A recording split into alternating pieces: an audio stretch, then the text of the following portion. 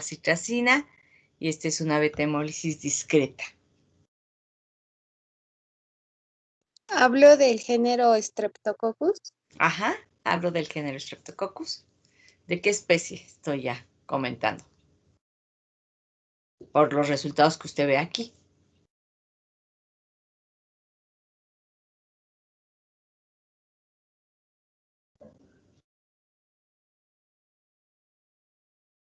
Sería cierre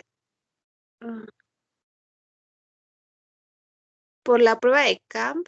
Podría ser del grupo B. Del grupo B, ¿verdad?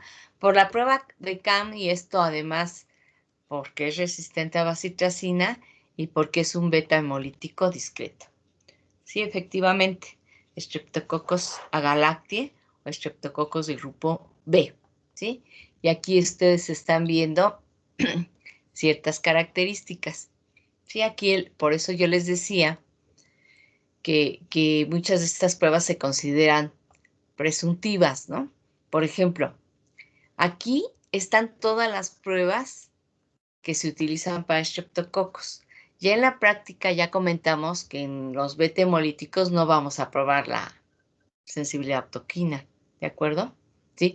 Ni vamos a probar hidrólisis, no, tolerancia al cloruro de sodio, ni bilis esculina, ¿sí?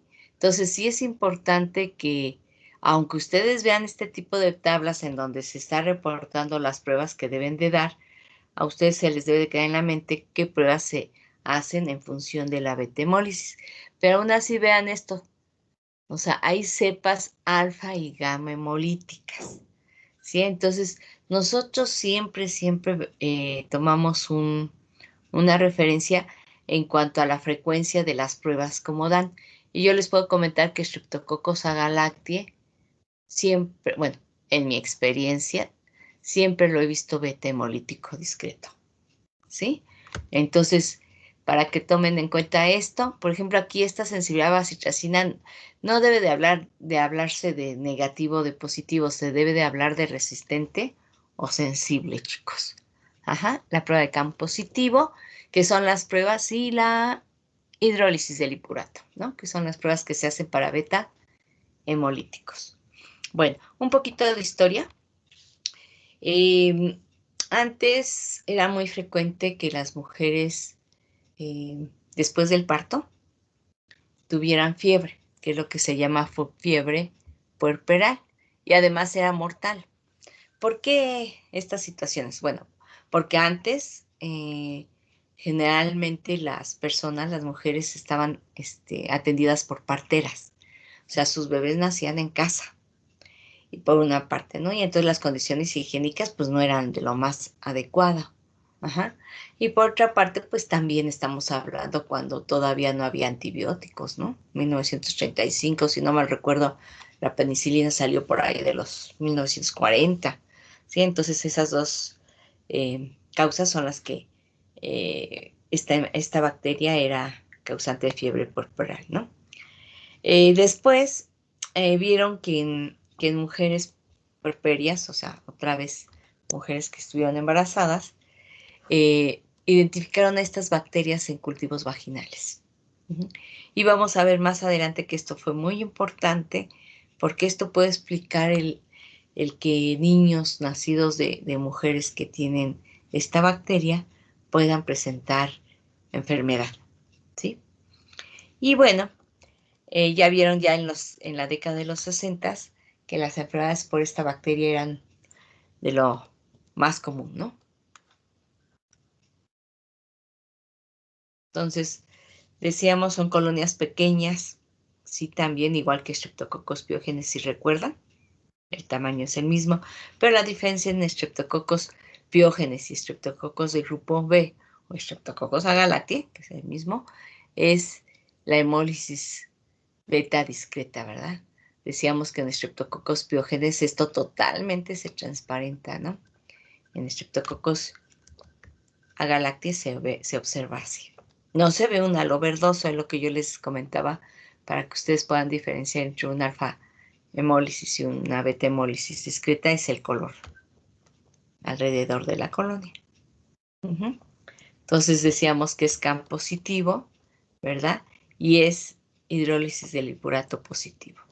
Si yo quisiera comprobar que realmente es del grupo B, tendría que hacer las pruebas serológicas que ayer platicábamos de ellas, ¿no? ¿Sí? Entonces, bueno, la estructura, si ustedes la ven, pues es muy parecida a Streptococcus pyogenes. O sea, tiene una cápsula, tiene ácido lipoteicoico, peptidoglicana, tiene proteínas específicas de tipo, el polisacárido C de grupo, nada más que este es diferente, ¿verdad? La de Streptococcus pyogenes, y bueno, su membrana celular. Y con respecto al polisacárido C de grupo, tenemos, pues, diferente composición, ¿no? Aquí sería polisacárido, ¿sí? No, quería yo enseñarles, espérenme tantito. Antes, ¿sí? La composición, ¿sí? De este polisacárido. Está compuesto por estos carbohidratos. Si ustedes recuerdan, en el caso de Streptococcus pyogenes solamente tiene dos componentes, ¿verdad? Y esta composición es lo que hace que se llame del grupo B. Acuérdense que esta del grupo BA es por Rebecca Lanciel. Tiene también productos extracelulares, como estas enzimas, ¿verdad? Y aparte, ahora sí me regreso acá, su polisacárido capsular. Y aquí es importante comentar que este polisacárido capsular está compuesto de estos componentes, ácido ciálico, galactosa, glucosa y glucosamina, y que puede haber 0 variedades, ¿verdad? De la 1A al 4, ¿sí? En cuanto a cápsula. En cuanto a proteínas específicas de tipo, se habla de 0 variedades R y X, ¿sí? Entonces, esta es la composición del Streptococcus agalactiae. Y aquí les estoy poniendo, pues, la función de cada uno de los factores de virulencia, ¿no? Ya habíamos hablado desde estafilococos, la función que tiene la hialuronidasa, también la neuraminidasa, ¿sí? Que ayuda realmente, son factores de difusión o de diseminación. O sea, ayuda a colonizar los tejidos, ¿verdad? Y bueno, pues la DNasa lo que hacen es romper DNA. Y un factor de virulencia aquí sí es importante, la cápsula. Si recuerdan, cuando hablamos de la relación huésped-parásito, les hablé de factores de virulencia, digamos, principales y factores de virulencia auxiliares. Entonces yo les decía que la cápsula en algunos microorganismos pues es un factor de virulencia auxiliar y en otros es un factor de virulencia principal, ¿no? En el caso de Streptococcus agalactiae, la cápsula es un factor principal, ¿sí? Ustedes saben que la cápsula, una de las funciones que tiene es ser antifagocítica, ¿sí? Y esto se ha visto sobre todo que es un factor principal en los casos de meningitis. Sí, todas las bacterias, bueno, digamos, la mayoría de las bacterias que, que producen meningitis tienen cápsula. O sea, si ustedes piensan en Klebsiella pneumoniae, si piensan en Neisseria meningitidis, si piensan en Streptococcus pneumoniae, en Streptococcus agalactiae, me falta uno por ahí, Haemophilus influenzae. Sí, todos ellos tienen cápsula. Entonces ahí en esa patología en particular es muy importante como factor de virulencia. Aquí les estoy recomendando, se los voy a mandar, es un artículo, ¿sí? Que se llama así, infección perinatal de estreptococos del grupo B, panorama global en América Latina y en México. Entonces, te estoy invitando a que lo veas para que notes qué otros factores de virulencia están, además de la situación de esta infección en México, ¿no? Que es lo importante que tenemos que saber. Ok, bueno. Produce diferentes enfermedades. Aquí yo me estoy refiriendo a la mujer cuando sobre todo está embarazada. Esta bacteria puede estar en la mujer puede ser portadora de esta bacteria sin causarle daño, pero si está embarazada pueden haber dos situaciones. O que no le pase nada, bueno, tres, ¿o sí? Otra, que haya una ruptura precoz de membrana, o la otra, que su niño, ¿verdad?, se infecte y que pueda producir estas enfermedades. Uh-huh. Si la mujer embarazada, después de tener niños, no hay los cuidados suficientes, ¿verdad? Puede ser que haya una endometritis, ¿verdad? Y que esto cause entonces una fiebre corporal. Puede haber bacteriemia también, ¿sí? O se puede infectar la herida, si hay una cesárea. Y en adultos hablo en general, ¿verdad? A hombres, mujeres no embarazadas, que les puede dar todas estas infecciones. ¿Sí? Entonces, podemos ver que es muy versátil también como patógeno, pero aquí el principal punto es cuando dan los niños, chicos. ¿Sí? Y se habla de dos síndromes de enfermedad neonatal, lo que se llama infección temprana y lo que se llama infección tardía. Y esto es en función precisamente de cuando aparezcan los síntomas. Entonces, en el cuadrito que les enseño, a continuación, van a ver esto, ¿no? Que les decía, infección primaria, o sea, a los primeros 7 días dentro de los primeros 7 días que nace el bebé, aparecen los síntomas, y en la infección tardía estamos hablando de 1 semana a 3 meses. Entonces, aquí, por ejemplo, en la infección temprana sí se sabe cuál es el factor predisponente, que en este caso puede ser el parto prematuro o complicaciones obstétricas. O sea, generalmente el bebé contrae a la bacteria cuando nace. Y aquí, si ustedes se fijan, no les puse nada porque no se sabe exactamente ahí cuál es la fuente de infección. ¿Sí? Entonces, uno podría pensar pues que es de la mamá, ¿no? El Streptococcus agalacti puede estar en la vagina, ¿verdad?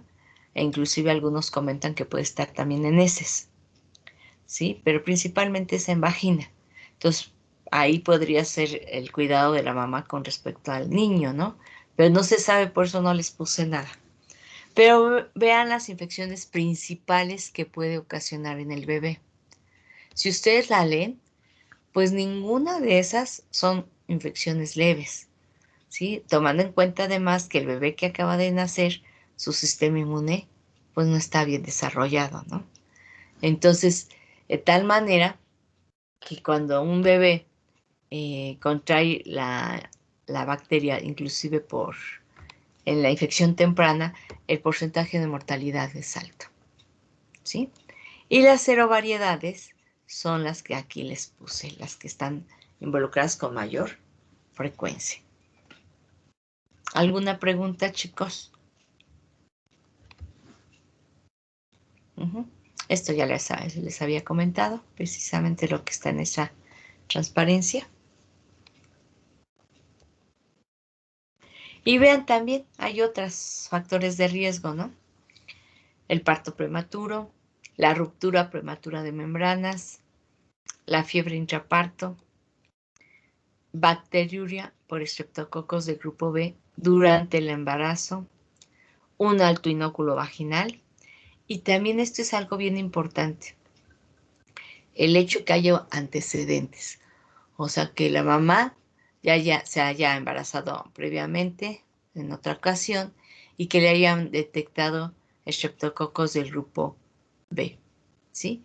Nació su bebé, sí, tuvo su bebé esta infección y entonces, pues este es otro factor de riesgo cuando la mamá se vuelve a embarazar. Entonces, ahorita vamos a ver qué medidas se deben de tomar, sobre todo también en estos casos, ¿no? Profesora, Vea, grande, sí, adelante. ¿qué es la ruptura prematura de membrana?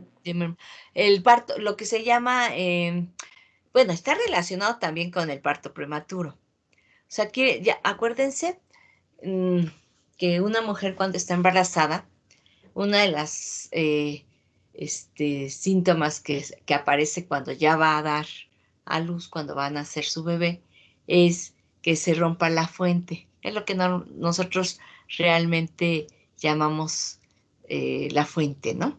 Ujú. Entonces, puede ser eso, que se rompa la fuente y prematuramente, o sea, antes de tiempo. Y esto, pues, de alguna manera da lugar también al parto prematuro. Están relacionadas las dos cosas, ¿sí? A eso se refiere. ¿Queda claro? Sí, y Profesora, por ejemplo, perdón. por Adelante. ejemplo, que, o sea, si ya tiene como que esta enfermedad durante el embarazo, ¿eso por qué se debería? O sea, mm, ¿es porque A ver, se bajan sus defensas o porque, porque por ejemplo aquí se bacteruria durante el embarazo? ajá.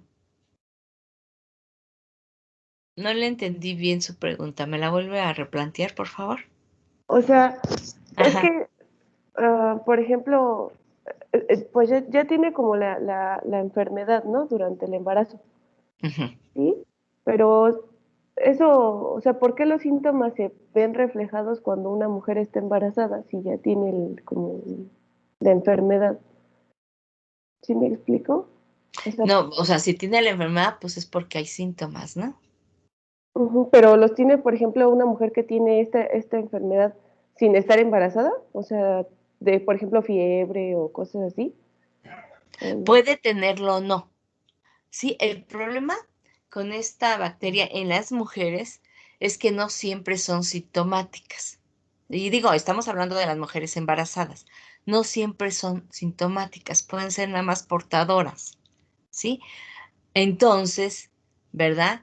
El hecho de que se detecte en una mujer embarazada, ahorita lo vamos a ver, eh, debe de dársele tratamiento, precisamente para evitar que la bacteria pase a su bebé,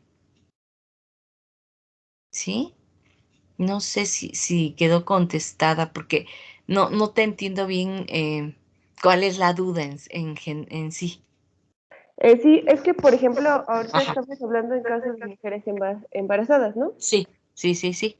Pero, o sea, ¿por qué es como, o sea, por qué estos síntomas o sea, se ven en una mujer embarazada? O sea, en una mujer que no está embarazada presentaría también síntomas de esta enfermedad, este, si los tuviera en la vagina, o sea, ¿sí me No explico? siempre.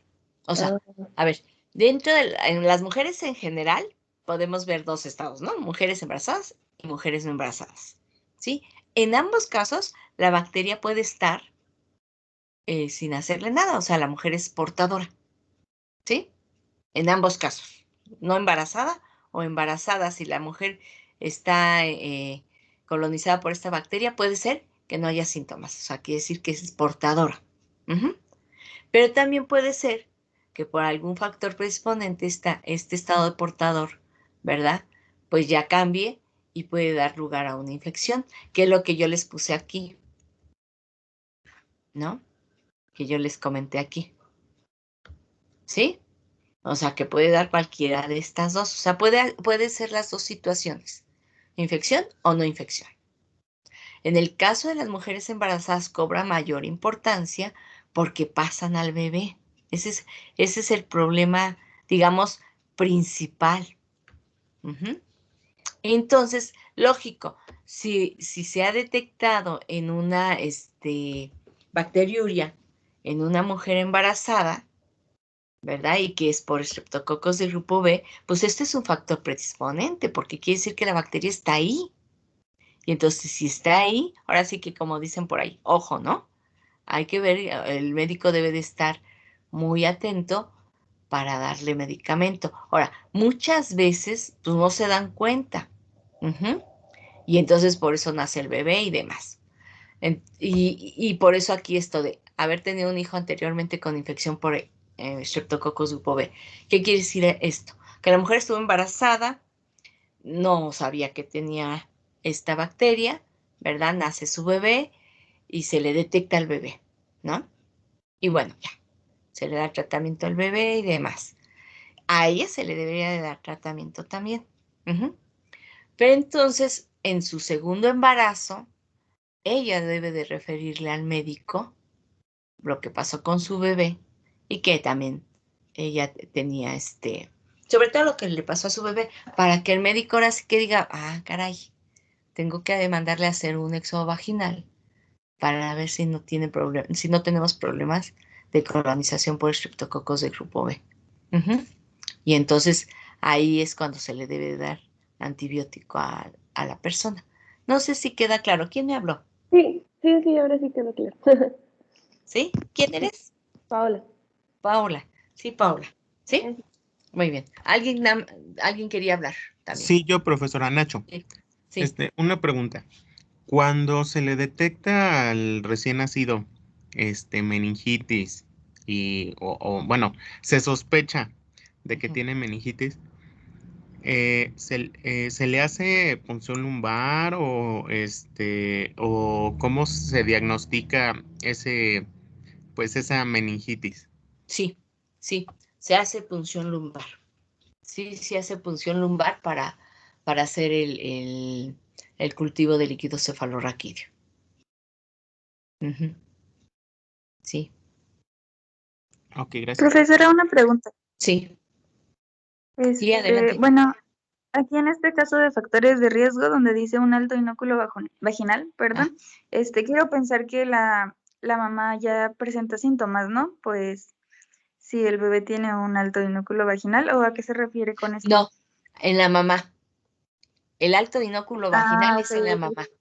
Recuerden aquí que Streptococcus agalactis se encuentra, ¿verdad? Ya sea en vagina o ya sea en aparato gastrointestinal, ¿sí? Entonces, aquí con alto inóculo vaginal se refiere a la mamá. Ajá, me refiero a bueno, si hay un alto inóculo vaginal, Ujú. supongo que ya se le detectó a la mamá, ¿no? Precisamente, o no necesariamente. No necesariamente. O sea, les digo, a veces, si a la mamá tiene la bacteria y no tiene síntomas, pues no se le ha detectado, ¿no? Y sobre todo si es su primer embarazo, no se le ha detectado. Ya después ven, cuando nace el bebé, comienzan a ver qué posibilidades hay de que la bacteria, pues hacen un éxodo vaginal. Ujú. Ya en ¿Esto es común, profesora? ¿mande es un qué? Que no se, es común que no se den cuenta. Pues fíjense que no sé el porcentaje, le sería franca, pero sí es común. ¿Por qué? Porque inclusive en Estados Unidos ya hay un programa para esta detección, ¿sí? Entonces, por eso yo digo que es común. No sé qué tan común sea. Tengo ahorita unos datos, si quieren, para que nos demos una idea, inclusive son datos aquí en México, ¿sí? Para que se den una idea de esto. A ver, entonces vamos a ver y ahorita lo retomamos, ¿sí? Miren, se hizo en 1981 y fue en la exposición, o sea, el trabajo fue así, la exposición de estreptococos del grupo B en mujeres mexicanas. Entonces, del porciento que ellos trabajaron, el 1.5% de mujeres embarazadas estaban colonizadas por esta bacteria en 1981. En 1989 a 1990, vean, 10.3% de las mujeres estaban embarazadas y solamente uno de 1.500 recién nacidos fueron infectados. Más bien, fue infectado, ¿verdad? Porque fue uno. Ujú. Claro, y alguien puede decir, ay, pues es bien poquita la frecuencia, ¿no? Uno en 1.500 es muy poquita frecuencia. Pero bueno, como mamá, no nos gustaría que ese uno fuera el nuestro, ¿no? ¿Sí? Y hubo un 38.5% de mortalidad. Esos son dos estudios, déjame enseñarles otro. En 2000 hicieron un estudio, pero nada más detectando anticuerpos IgG, ¿sí? Y vieron una prevalencia muy alta, vean, 90%. Sí, es una prevalencia muy alta el que se detectó. Anticuerpos. Recuerden que el hecho de que estén anticuerpos quiere decir que, pues, se tuvo la infección, estuvo en contacto con la bacteria, ¿no? ¿sí? Entonces, aquí está, esto es lo que les está representando, y se detectó en 2.669 mujeres, ¿sí? En edad reproductiva. Sobre todo, vean aquí lo que están comentando, ¿no? Este es las barras más oscuras, son mujeres que entraron en el estudio, y estas son mujeres con con sueros, con anticuerpos, ¿sí? Y vean, pues realmente si están en todos los grupos de edad, Bastante. bastante, ¿no? O sea, eso quiere decir nada más, les digo, que hemos estado en contacto con la bacteria, ¿no? ¿Sí? Esto es lo que nos puede indicar. Y vean esto del mismo estudio, lo que hicieron, no, fue este estudio en González Pedraza, en donde vieron en dónde se encontraban. Ujú. Y entonces, principalmente, si ustedes ven los números, pues principalmente es en vagina donde se encuentran, aunque puede estar en intestino, en el recto, y muy poquito en orina, ¿no? Sí, entonces, esto, bueno, nos está indicando que sí hay colonización por Streptococcus agalactiae. Sí, aquí nos pusieron que el 1 y el 2 son los que representan el mayor por ciento de aislamiento, ¿no? Los serotipos 1 y 2. ¿Sí? Entonces, a raíz de esto, por ejemplo, en el CDC, y aquí no he encontrado, pues, si realmente se está llevando a cabo, ojalá, pero en el CDC lo que hacen es a las mujeres que tienen de 35 a 37 semanas de gestación, se les hace cultivo vaginal y un cultivo rectal, ¿sí? De tal manera para detectar, pues, aquellas mujeres que tienen al Streptococcus. Y entonces, lo que se hace, o cuál es el fin, pues el fin es ofrecerles profilaxis, ¿no? O sea, darles antibiótico antes de que nazca su bebé para evitar las complicaciones en el bebé, ¿sí?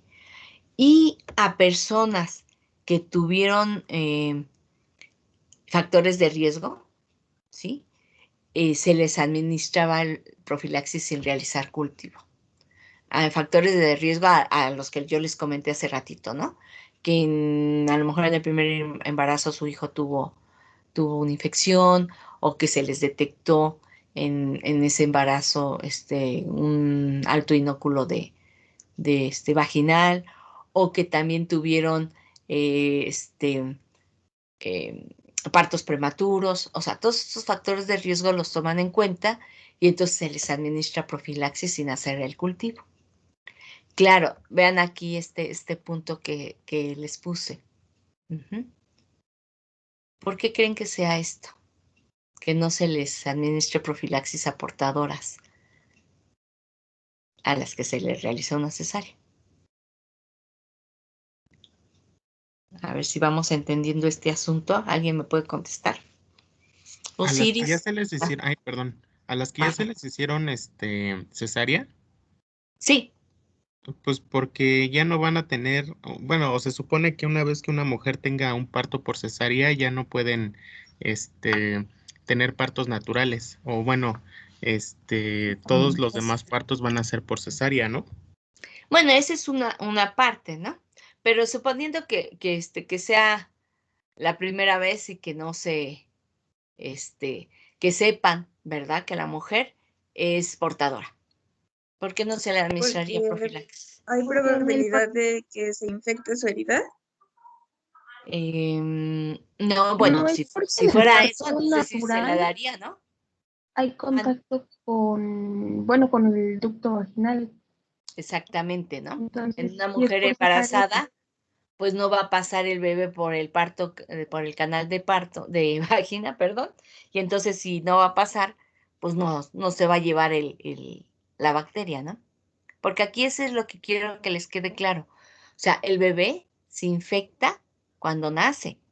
¿Y por qué se infecta? Porque pues una forma natural de que nazca es que pase por vagina, ¿no? Y entonces, como ahí está la bacteria, pues ahí la contrae. Si es por cesárea, pues no hay ese contacto, ¿sí? ¿Sí queda claro? Sí. Ajá. Y vean, o sea, este es algo también muy importante. A toda mujer embarazada con colonización positiva se debe de dar tratamiento. Igual, vean este punto. Si se detectó bacteriuria, ya sea sintomática o asintomática, porque puede suceder esto, por estreptococos del grupo B, independientemente del número de colonias que se haya aislado. ¿A qué se refiere con esto?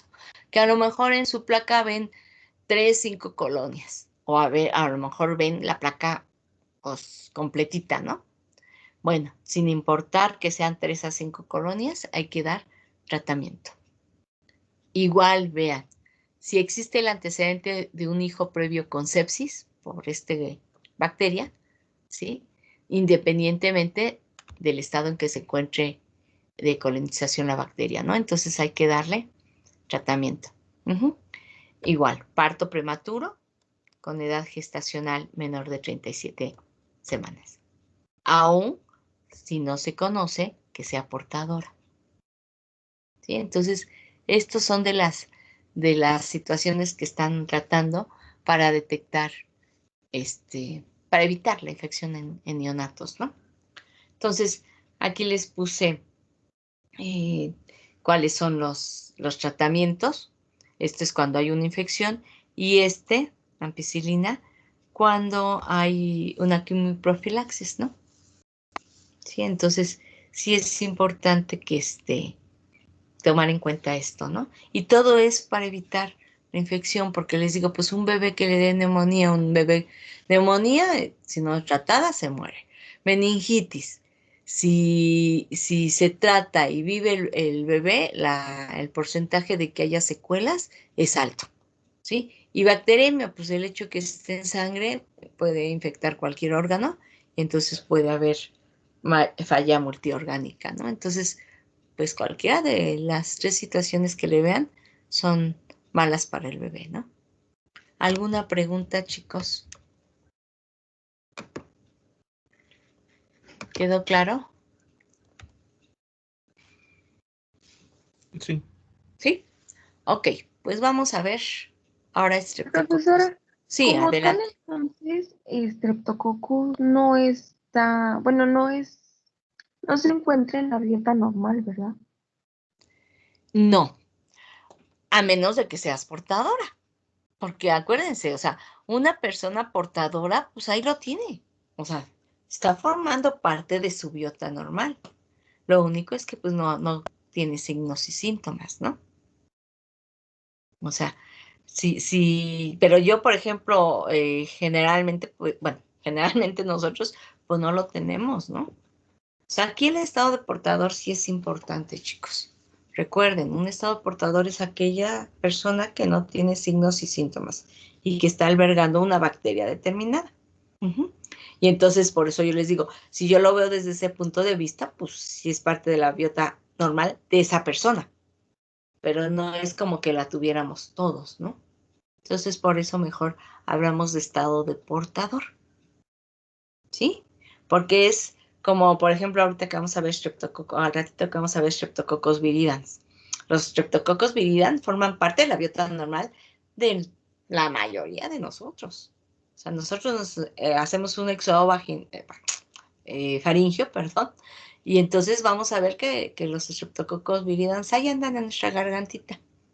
No somos portadores, sino forman parte de la biota normal. ¿Sí? Sí. ¿Queda claro? Ok. ¿Alguna otra pregunta?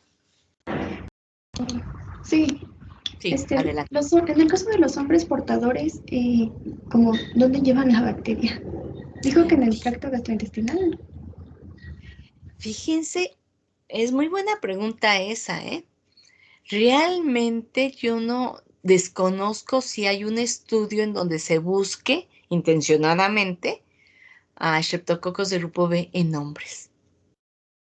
Desconozco, ¿eh? O sea, desconozco si en hombres hay portadores. O sea, no se ha hablado. Se sabe que sí puede producir alguna infección, pero pero realmente un estado de portador, no sé si se ha buscado. Yo no, o sea, cuando he revisado, no he encontrado nada en cuanto al hombre, ¿eh? Ujú. Porque pues una de las situaciones podría ser el tracto gastrointestinal, pero ¿qué creen? A mí se me hace que ahí sí el estado de portador no es, para el hombre, no es importante, ¿sí?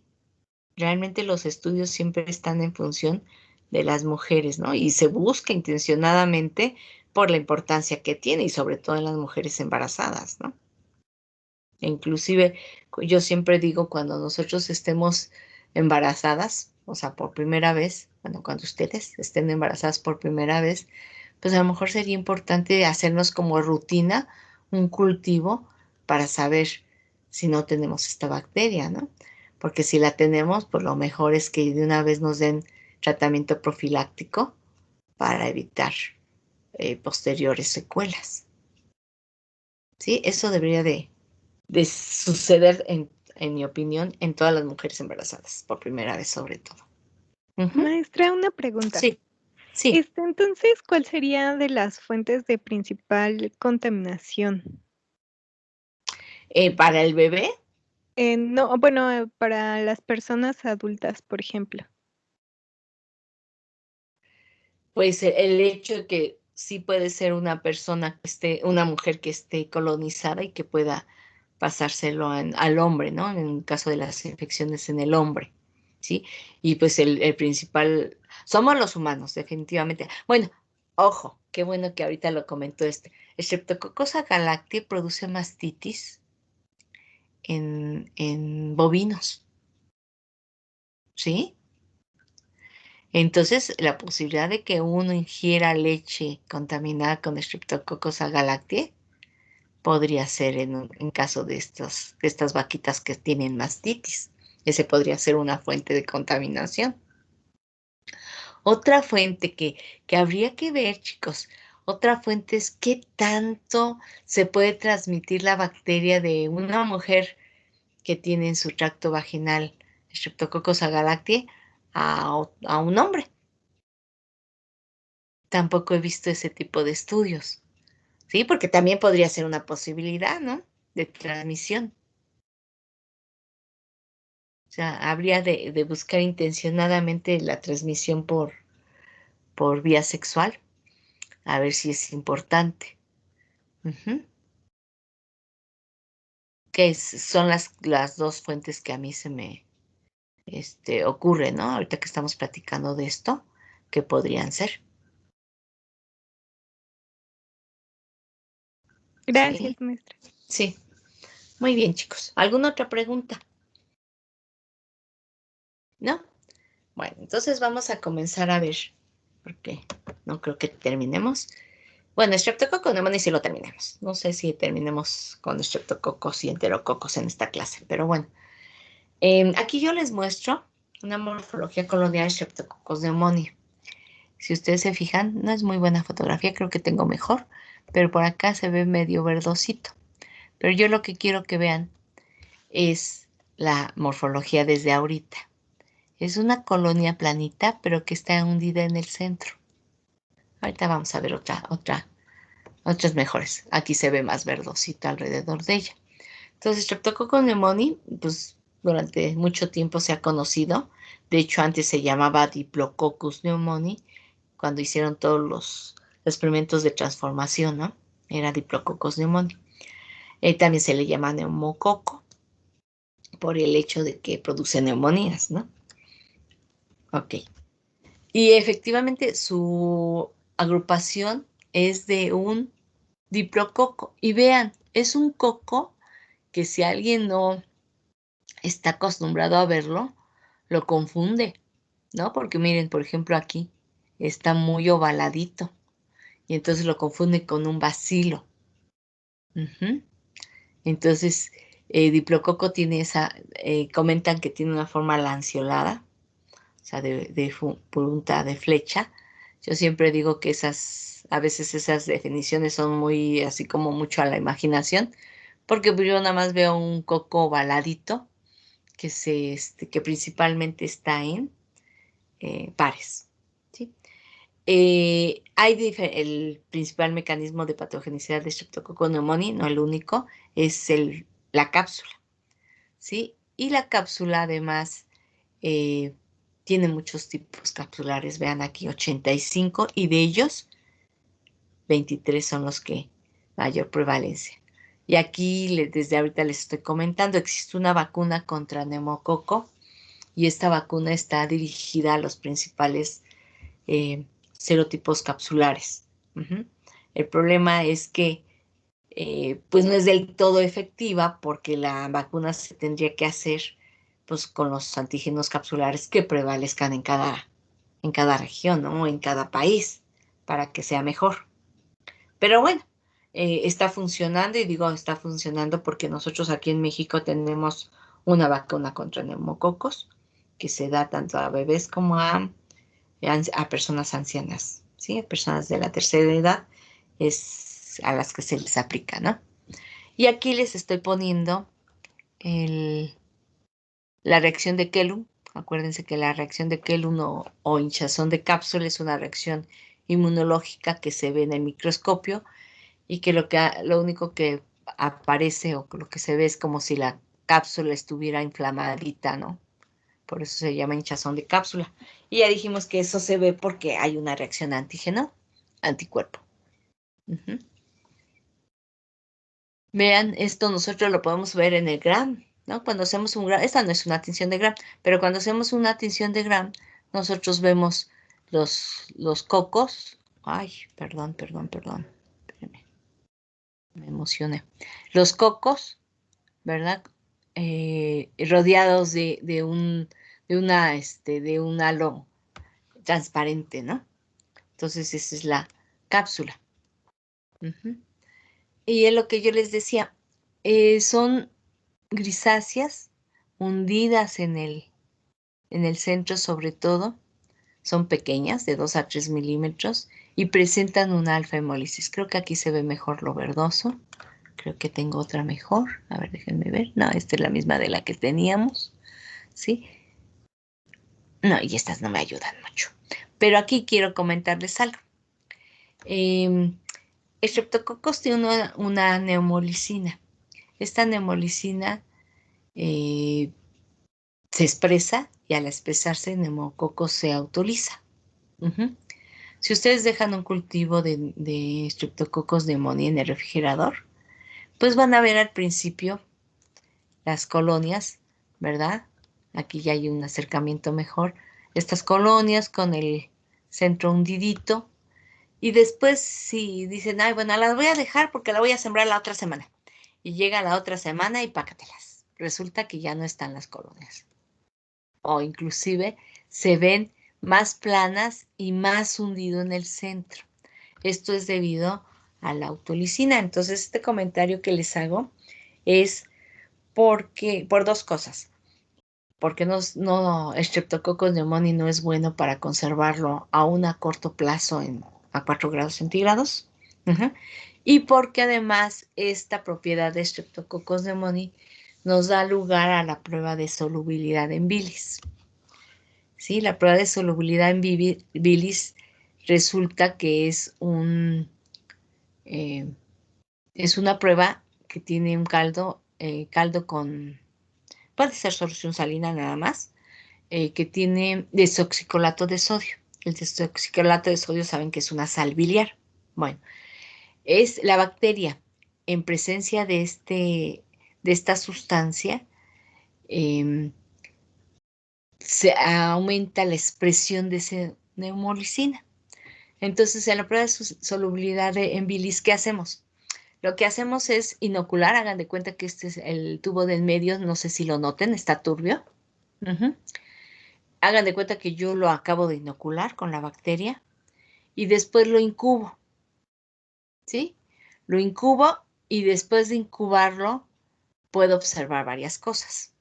Una, puedo observar que este tubo que así estaba turbio inicialmente, después de la incubación, esté transparente.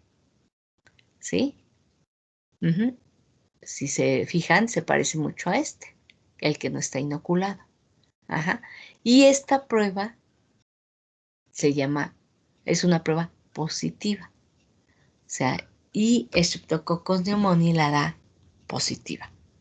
¿Sí? Y se le llama solubilidad porque, pues, digo, alguien puede decir, ay, ¿por qué solubilidad, verdad? Pero lo que pasa es que se le llama solubilidad porque aquí estaba turbio y cuando se incubó se volvió homogéneo y ya inclusive pareciera que no estuviera inoculado. Entonces, por eso se llama solubilidad. Y esta es una prueba que también se utiliza en el laboratorio para la identificación de Streptococcus pneumoniae. Sí, además de la prueba de optoquina. Y les digo, pues está en función de esa autolicina que en presencia de sales biliares se ve más, se activa su expresión. ¿Sí? ¿Alguna duda de esta prueba, chicos?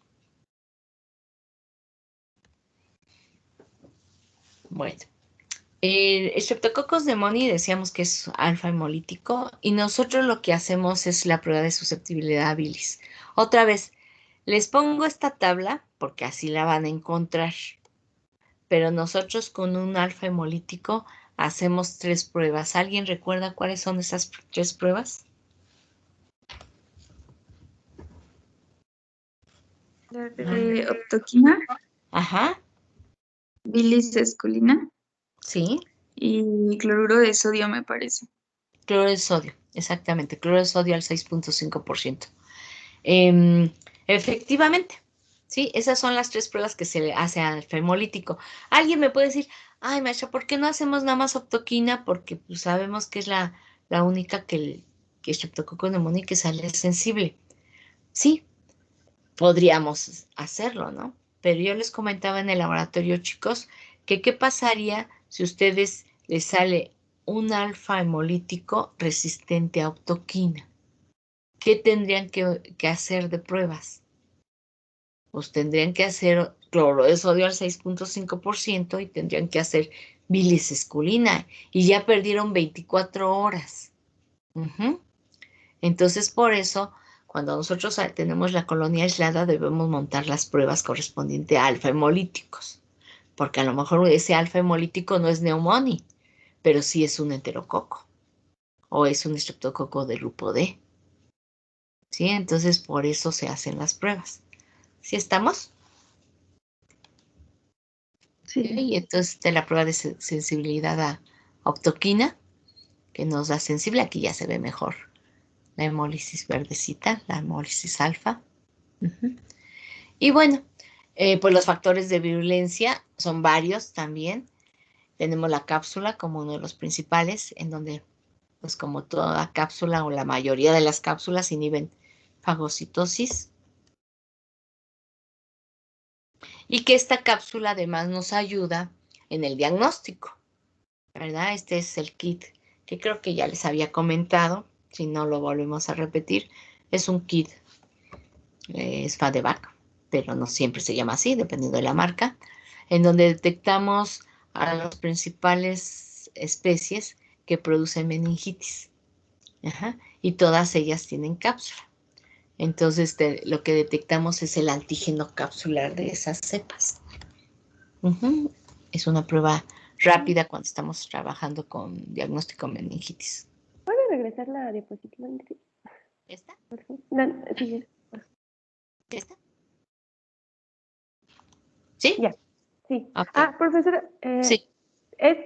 ¿se hace soluble con la prueba de bilis porque tiene autolicina la bacteria? Sí, o sea, ¿por qué? A ver, aquí yo sí quiero. Le llaman soluble porque les digo, de algo turbio pasó a algo transparente, ¿no? Entonces, pues la persona que hizo dijo, ay, se solubilizó el crecimiento, pero realmente, pues ya como microbiólogos ya tenemos que entender qué pasa, ¿no? La turbiedad nos está indicando crecimiento. Si no hay turbiedad, quiere decir que ustedes no lo inocularon o la otra, ¿no? Que sí lo inoculé porque yo desde un principio vi la solución turbia, pero que se están muriendo. Entonces ustedes saben que ya las bacterias muertitas pues ya no presenta en una solución la turbiedad. ¿Sí? O sea, microbiológicamente eso sucede. Ah, ya, o sea que se están, se están muriendo y entonces ya deja de ser turbio. Okay. Ajá, exactamente. ¿Sí? O sea, realmente ustedes saben que la turbiedad es reflejo de células vivas. Entonces, si no hay turbiedad, quiere decir que las células están muertas. Entonces, yo siempre les digo para que se acuerden de esto es que pues se están suicidando, ¿no? Con su autolicina, que se ve activada por las sales biliares que están ahí. ¿Sí? Bueno, vamos a seguir. Y vean, esta transparencia les muestro, les resumo los factores de virulencia con sus funciones. Por ejemplo, aquí comenta, ¿no? Que cuando hay lisis bacteriana se libera el ácido teicoico y se libera la peptoglicana y esto activa complemento y también hay liberación de citocinas. La neumolicina se puede unir a tejido, se une a la fracción FC de los anticuerpos. ¿Se acuerdan de a quién es parecida esto? Una proteína en estafilococos que se une a FC. ¿Quién es?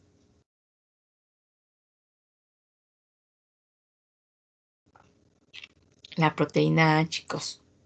Y también tenemos una en Streptococcus pyogenes, que se une a FC. Entonces vean cómo hay similitud entre los factores de violencia, nada más que se llaman de diferente manera. ¿Sí? Bueno, y esto que provoca que haya inflamación y daño a tejidos. La cápsula, si ustedes leen, ¿verdad? Aquí, pues la cápsula, las dos vías hacen que haya disminución de la fagocitosis, ¿no? ¿Por qué? Porque están actuando a nivel del complemento, ¿sí? Y entonces, pues no hay la respuesta inmune que uno espera, ¿sí? Y vean la neumolicina. Se puede escribir con P o sin P, ¿eh? Por eso ustedes ven las dos formas. No nada más tienen estas funciones que yo les puse aquí, sino también tiene todas estas. Inhibe la actividad de células ciliadas, citotóxicas para células alveolares y endoteliales. Activa la vía clásica de complemento, este sí estaba, al unirse a la porción FC de un anticuerpo, causa inflamación del pulmón, disminuye la efectividad de polimorfonucleares. Una sola proteína, véanlo, todas estas actividades que tiene. Y bueno, después también tenemos otros factores de violencia que además yo siempre esta tablita se las paso, pero yo digo, híjole, cómo nos complican la vida. ¿Por qué? Si ustedes se fijan, aquí les puse, inclusive les dejé la traducción del inglés para que ustedes vean por qué se llama esta PSPA. Pero vean, hay una PSAA y hay una SPSA. Bueno, no se las voy a preguntar, ¿verdad? O sea, no les voy a decir qué es la PSPA y qué es la SPSA, porque no, o sea, no tiene chiste, ¿no? Aquí lo que quiero con esta transparencia es comentarles que precisamente en el estudio de diseño de la elaboración de las vacunas, pues lo que siempre se busca son proteínas de superficie y todas estas son proteínas de superficie, todas. Entonces estas proteínas de superficie les puse las características, ¿sí? Sus funciones, en donde se sabe, pero son posibles candidatos vacunales por estar en la superficie. ¿Por qué están buscando otras proteínas? Porque alguien puede decir, ay, maestra, pero si ya tenemos proteínas que están dirigidas contra la cápsula. Pues ya comentamos que el problema con esta vacuna es que nada más está dirigida contra los serotipos más frecuentes, capsulares. Entonces, pues no protege de una infección, de una bacteria que tenga diferente cápsula, diferente antígeno capsular. Si la vacuna no la tiene, ¿verdad? pues me va a proteger. Por eso se están haciendo estudios para ver otros posibles candidatos y se están enfocando a las proteínas de superficie. Bueno, vean, otra vez tienen neuraminidasa, una midasa, ¿sí? Está igual que con los otros géneros, también ayuda a la diseminación. Esta es la midasa, la enzima autolítica, la que he estado hablando. Que fíjense, alguien puede decir, enzima autolítica que favorece la división celular, como que eso no me queda claro, ¿no? Entonces, debe de haber un control en la expresión de esta enzima, o sea, la bacteria debe de saber cuándo tengo que activarla y cuándo no, para que haya un equilibrio entre si me divido o me muero, ¿sí? Y vean, las posibles infecciones, pues la principal es la neumonía, pero puede dar meningitis, puede dar otitis, puede dar sinusitis, ¿sí? Y aquí lo importante también, chicos, es el estado de portador. Generalmente en las guarderías se debería de buscar ciertas bacterias, como Streptococcus pneumoniae, como Streptococcus pyogenes, como Neisseria meningitidis, como Haemophilus influenzae, otra que se busca es Moraxella catarrhalis, en niños portadores. ¿Por qué? Porque otra vez estas bacterias, pues con su niño portador está feliz. Pero si ese niño portador se la pasa a un niño susceptible, pues puede causar muchas infecciones y algunas de ellas son graves. Por eso se debería de buscar, y digo se debería porque no se busca, eso es lo malo. Cuando nosotros tenemos niños en guardería, lo único que nos mandan a pedir es un exudado faríngeo, pero para ver si no tiene Streptococcus pyogenes. Nada más. ¿Sí? Cuando debería decir un exudado faríngeo buscando todas las bacterias que les platiqué, entre ellas Streptococcus pneumoniae. Pero no lo hacen. Y también puede ocurrir lo que se llama septicemia oculta, que aquí les puse la definición, de lo que le llaman ellos septicemias ocultas. Vean, presencia de microbios en la sangre de un individuo quien aparentemente está en buen estado clínico y estado clínico general, ¿no? Porque alguien me puede decir, maestra, pero si presenta fiebre ya no está en buen estado clínico. No, hablo en general, ¿sí? Y que no se sabe que tenga un proceso infeccioso conocido. Eso es lo que le llaman septicemia oculta. ¿Sí? Vean. Entonces, ¿por dónde entra y por dónde sale? A ver, entra y sale por aerosoles, ¿sí? Se disemina a través de sangre y puede dar todas estas infecciones. Ya les habría hablado de algunas, no les habría hablado de artritis y de peritonitis. El periodo de incubación es de 1 a 3 días con esta bacteria. Tampoco les voy a preguntar periodos de incubación, no intervalos. A lo mejor les puedo preguntar, por ejemplo, un periodo de incubación de Staphylococcus aureus de una, ¿cómo se llama esta? Intoxicación alimentaria, si el periodo de incubación es mayor o menor que una infección común y corriente por Staphylococcus aureus. A lo mejor eso sí, pero los intervalos no, porque además ustedes van a encontrar, yo aquí pongo siempre un promedio 1 a 3, pero a veces algunos dicen, no, es de 2 a 4, y otros dicen, no es cierto, es de 1 a 6. O sea, siempre hay mucha discrepancia con los periodos de incubación. Pero aquí lo único que vean es que es un periodo relativamente corto, ¿no? Y esta transparencia es para comentarles dos cosas. Bueno, una, la forma en que puede llegar a oído, ¿sí? O sea, la bacteria puede estar en nariz o en faringe y directamente infectar el tubo y dar lugar a infección de oído. O puede haber una infección pulmonar, pero aquí esto es lo que quiero que vean. Aquí dice defensa dañada de células ciliadas. Se ha visto que cuando una persona tuvo gripe por virus, los virus dañan las células ciliadas. Y este hecho hace que sea un factor predisponente para que Streptococcus pneumoniae colonice, ¿verdad? Ustedes saben que una de nuestras principales defensas a nivel de aparato respiratorio es las células ciliadas. Entonces, si están dañadas, pues ya Streptococcus fácilmente puede pasar a pulmón. Y entonces de pulmón, si no se trata la infección, pues puede pasar a sangre, ¿sí? Y puede dar, de sangre puede dar a una neumonía, a una, no, neumonía ya la tenía. De sangre puede pasar a líquido cefalorraquídeo y dar lugar a una meningitis.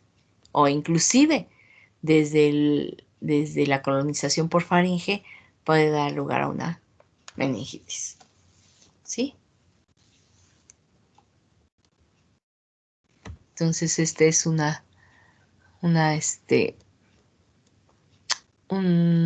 frotis en donde ustedes están viendo, no es Gram, si ustedes se fijan, no es Gram, en donde están ustedes viendo a los diplococos, ¿no?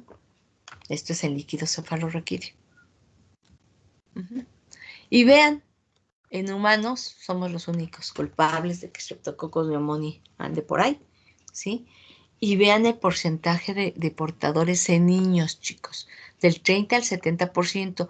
Por eso les digo que en guarderías debería de buscarse a los portadores.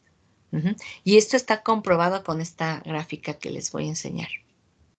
Vean, pongan atención.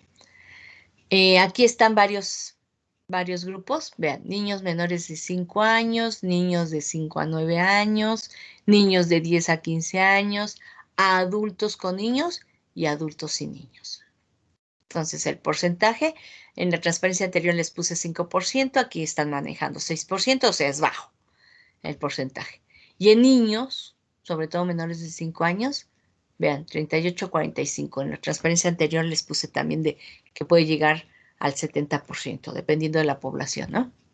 Bueno, entonces, de 5 a 9 años, pues no cantan mal las rancheras, como dicen por ahí, ¿verdad? Y ya más grandes, el porcentaje de portador disminuye. En cambio, si un adulto vive con niños, el porcentaje de portador del adulto aumenta. Entonces, esto nos demuestra, pues, una de las situaciones, que los niños son los principales portadores de Streptococcus pneumoniae y que, pues, se puede transmitir fácilmente, ¿no? Con esto se los comento por este dato de adultos, ¿no? Que de 6% puede pasar hasta el 29%. Entonces, para que recuerden esto de los portadores, ¿sí? Generalmente, Profesora, mande, sí, dígame. entonces es usual que la enfermedad se complique con mayor incidencia en niños que en adultos. Sí, por eso yo les decía que cuando un niño, o sea, otra vez, estos niños, ese estado de portador, a ellos no les pasa nada, están en equilibrio con su bacteria, ¿no? O sea, viven felices y contentos. A ellos no les pasa nada. El problema es cuando estos niños se los pasan a otros que sí pueden ser susceptibles. Y entonces, pues ahí es el problema principal. ¿Sí? Ahora, no quiere decir, chicos, que los niños son los únicos que tienen la enfermedad. Eso que también quede claro. ¿Sí? También en adultos da neumonía por Streptococcus pneumoniae. Eso depende mucho de dónde lo contrajo. Por ejemplo, aquí con este ejemplo, ¿no? A lo mejor un niño le pasó a un adulto, fue susceptible y le puede dar una neumonía. ¿Sí? ¿Y cómo es, y cómo es que los niños son portadores y, bueno, se supone que a esa edad su sistema inmunológico no es tan, ¿cómo decirlo? Tan bueno Tan bueno. Pues es para ajá. defender. Ajá. Sí, son de las cosas que uno no, o sea, sí, aparentemente uno no entiende. Yo lo único que podría comentar es que, aquí, o sea, un estado de portador, hay le llaman tolerancia inmunológica hacia la bacteria, ¿sí? Un equilibrio en donde realmente te dejo estar conmigo, no me hagas daño, ¿sí? Entonces, aquí, aun cuando aquí tiene razón, ¿no? Hemos comentado que siempre los niños y los adultos mayores, su sistema inmune está bajo. Pero fíjense, o sea, aun cuando está el sistema bajo, encuentran ese equilibrio, ¿no? A lo mejor con lo poquito de ese sistema bajo le permite vivir. Ahora sí que vivir. Alguien me puede decir, ¿y por qué no en otras bacterias no puede ser eso, no? Por ejemplo, con Streptococcus agalacti. Pero en Streptococcus agalacti estamos comentando que no son menores de 5 años, son bebés, ¿no? Que ahí sí su sistema inmune está, pues, abatido. Ujú. Aquí a lo mejor este sistema inmune, porque no nos dice, si se fijan, nada más nos dice menores de 5 años.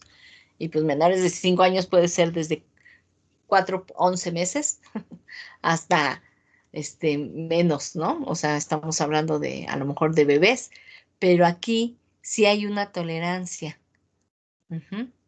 Ya esos mecanismos, fíjense que no se han amistado bien, ¿no? Porque ciertas bacterias sí pueden y otras bacterias no pueden. Pero aquí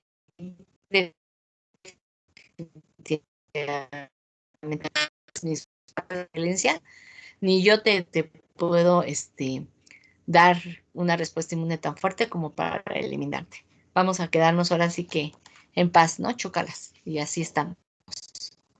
¿Sí? Sí. Ok.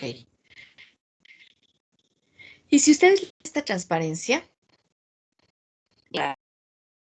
¿no? Si hay niños, fíjense, porque además ahí viene otra cosa. ¿Quién me habló hace ratito? ¿Ahorita? ¿Usted me habló? ¿Cómo se llama? Marlene. Marlene. Sé que no los conozco, o sea, ni por vos no los conozco. Entonces, bueno, Marlene, o sea, así como hay portadores, pues hay niños. Hay niños que a esa edad sí les da la infección. Acuérdense que era uno de los factores, el hospedero, ¿no? Hablamos de hospederos susceptibles y de hospederos resistentes. Ujú. Entonces, hay otros niños que no, o sea, no hacen ese pacto con la bacteria y les puede dar la infección. Entonces, por eso aquí les puse niños o personas inmunodeficientes en general, ¿sí? Aquí dice grupos socioeconómicos bajos. ¿Por qué? A ver, aquí sí quiero que también quede claro esto. ¿Por qué? Ya les dije que Streptococcus pneumoniae se ve facilitado su colonización cuando hay virus, o sea, una infección viral previa, ¿sí? Y ustedes saben que las infecciones virales son más frecuentes en tiempos de frío y cuando hay hacinamiento, ¿sí? Entonces, cuando hay hacinamiento, pues lógico, ¿no? Estornuda la gente, ya se le pasó el virus, y si así estamos, y aparte está el Streptococcus pneumoniae, que ya le abrieron la puerta al destruir los cilios, los virus, pues ya pasan, ¿sí? Entonces, por esto es de grupos socioeconómicos bajos. Son los más susceptibles porque viven en condiciones de hacinamiento. Uh-huh. Epidemias en grupos cerrados, igual, porque en guarderías, en cárceles, ¿sí? Pues también hay hacinamiento. Uh-huh. Esto ya lo comenté, es el virus de la gripe. Uh-huh. Y que es otra vez que hay una cierta tendencia a cepas penicilina y macrólidos resistentes. Entonces, pues la resistencia ahí anda, ¿no? A través de gotas de flujo. Flujo es una palabra, ¿sí? ¿Qué quiere decir aerosoles? Uh-huh. Gotitas, ¿sí? Entonces, otra vez el contacto oral directo. Es difícil que un contacto casual provoque contagio, o sea, que puede decir que yo llegue y que en ese momento estornude y pues ya me vaya. Es difícil, no imposible. Uh-huh. Y por fomites, pues no, realmente no. No es su principal forma de transmisión. Es por aerosoles. Uh-huh. Entonces, cuando una persona es es transmisora o es una fuente de infección, pues mientras la bacteria esté en la garganta, ¿no? ¿Sí? También se ha visto que si la cepa es sensible a penicilina, a las 24 horas ya no es problema como fuente que está infectada.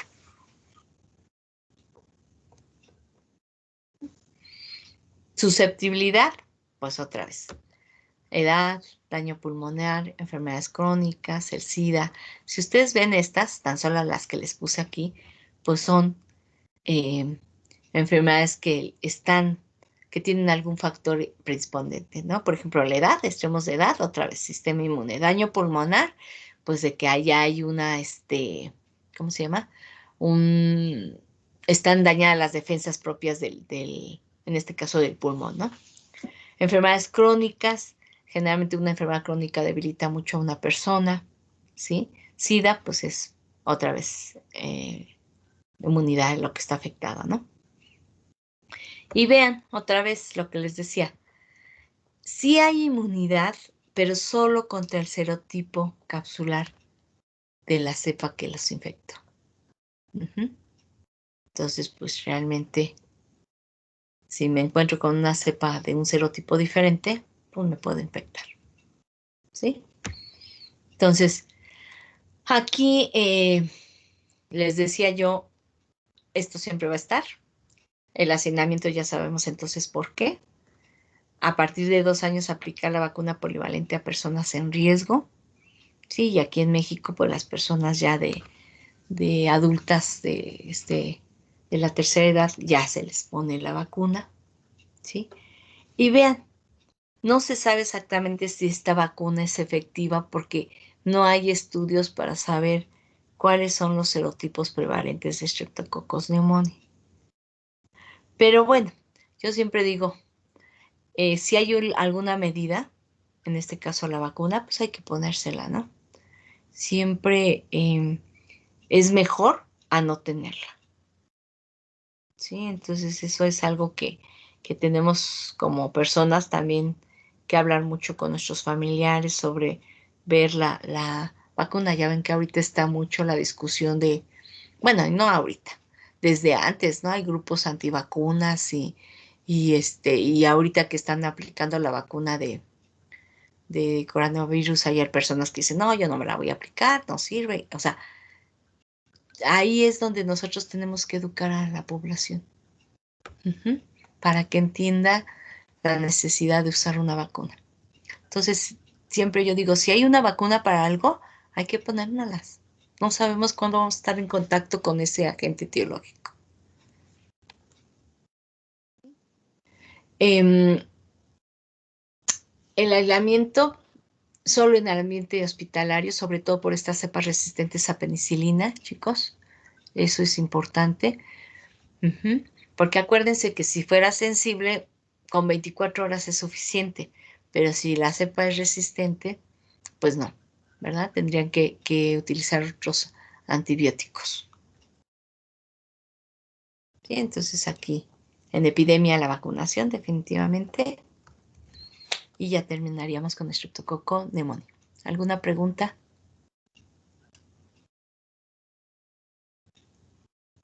¿No? Yo tengo una pregunta. Sí. Por ejemplo, que decían, bueno, leí que también podría ser o pasar del tipo alfa hemolítico a un beta hemolítico, Streptococcus pneumoniae. Dependiendo de las condiciones de incubación, seguramente lo leyó. Sí. Ok. Ajá. Qué bueno que lo dice, ¿eh?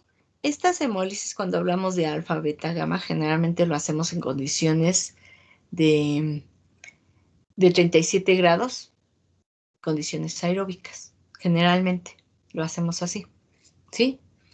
Sí es importante comentar que algunas hemolicinas se ven favorecidas por ambientes anaeróbicos, ¿sí? Por ejemplo, yo les puedo comentar que la streptolicina O de Streptococcus pyogenes se ve favorecida por ambientes anaeróbicos, porque como les comenté ayer que esta nemolicina es sensible al oxígeno.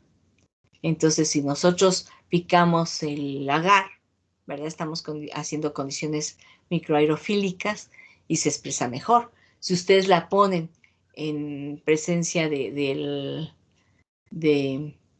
en condiciones anaeróbicas, ¿verdad? Donde no hay nada de oxígeno, pues se va a expresar mejor. Seguramente lo mismo pasa con Streptococcus pneumoniae, ¿sí? Que la hemolicina que tenga en condiciones anaeróbicas se vea favorecida y ahora sí que sea más activa y lice completamente a los glóbulos rojos. Pero sí es importante esta pregunta para decirles que las hemólisis siempre se leen en condiciones aeróbicas. Para que no se confundan cuando lleguen a ver algo así. ¿Sí? Gracias, maestra. Sí. Bueno, entonces, ¿alguna otra pregunta, chicos? Bueno, tenemos... Profesora, Sí. o sea, por ejemplo, ¿en qué punto se podría causar ya la neumonía? ¿Cómo hasta qué punto? Sí, o sea, por ejemplo, sí, los síntomas son, no es a lo mejor me equivoqué, pero no es no da neumonía por este microorganismo, el Streptococcus pneumoniae. Sí, por eso se llama neumonía. Pero, o sea, ¿es a la población los que son susceptibles? O, ajá, los que tienen como bajas sus defensas.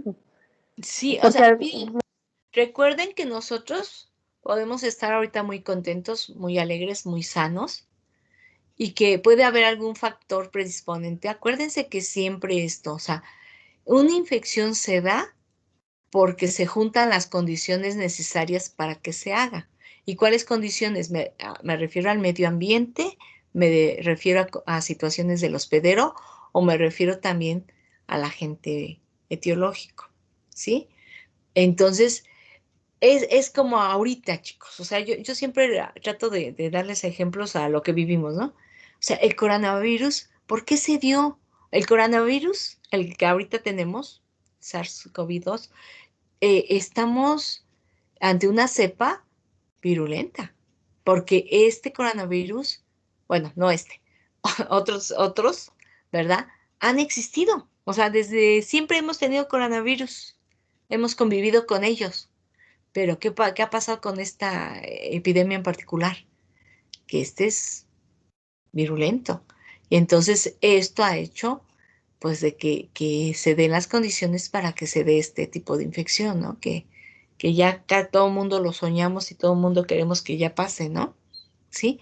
Igual con las bacterias, igual. El que me dé o no me dé depende de estos tres factores: agente etiológico, ambiente y hospedero, ¿sí? Entonces, si se conjuntan uno o varios de estos puntos, me da una infección. Entonces, como yo te puedo decir, a mí nunca me ha dado neumonía por neumococo. Pues a lo mejor cuando esté más viejita me toca, ¿no? ¿Sí? Y soy la misma persona, pero ya qué pasó ahí. Pues ya no, alguien me puede decir, no, maestra, no es la misma persona porque ya su respuesta inmune ya no es la misma, ¿no? O sea, a eso voy con comentarles que sí, el Streptococcus pneumoniae nos puede dar a un adulto también. Sí, que están más susceptibles las personas de edades extremas, sí, por el sistema inmune otra vez, ¿sí? Que puede aparecer, que ojalá que no, ¿verdad? Alguna cepa que mute y que sea más virulenta y que entonces la que antes de mutar no nos daba nada, a lo mejor nos da ahora si muta. Por eso les digo siempre y recuerden esa triada ecológica que platicamos de la relación huésped-parásito.